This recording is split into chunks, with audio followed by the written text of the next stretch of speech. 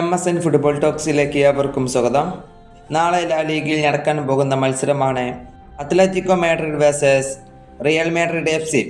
നാളത്തെ മത്സരം വളരെ വാശിയോടുകൂടി തന്നെയായിരിക്കും നടക്കാൻ പോവുക.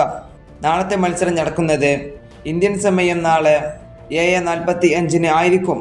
നമുക്കറിയാം അത്ലറ്റിക്കോ മാഡ്രിഡ് ടീം ഒരു ഡിഫെൻസീവ് ടീം ആണ്, എന്നാൽ റിയൽ മാഡ്രിഡ് ആണെങ്കിൽ ഒരു അറ്റാക്കിംഗ് ടീമും ആണ്. നാളത്തെ മത്സരം വളരെ വാശിയോട് കൂടി തന്നെയായിരിക്കും നടക്കാൻ പോവുക.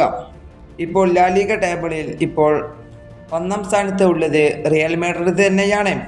റിയൽ മാഡ്രിഡ് ഇതുവരെ 6 മത്സരമാണ് കളിച്ചിട്ടുള്ളത്.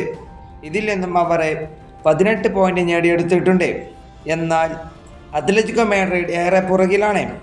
8ാം സ്ഥാനത്താണ് അവർ ഇപ്പോൾ നിലവിൽ നിൽക്കുന്നത്. 6 കളികളിൽ നിന്നും 9 പോയിന്റോട് കൂടി അവർ 8ാം സ്ഥാനത്ത് നിൽക്കുന്നു. റിയൽ മാഡ്രിഡ് അവസാനം കളിച്ച 5 കളികൾ നോക്കുകയാണെങ്കിൽ ഈ 5 എണ്ണത്തിനും അവർക്ക് വിജയം തന്നെയാണ്.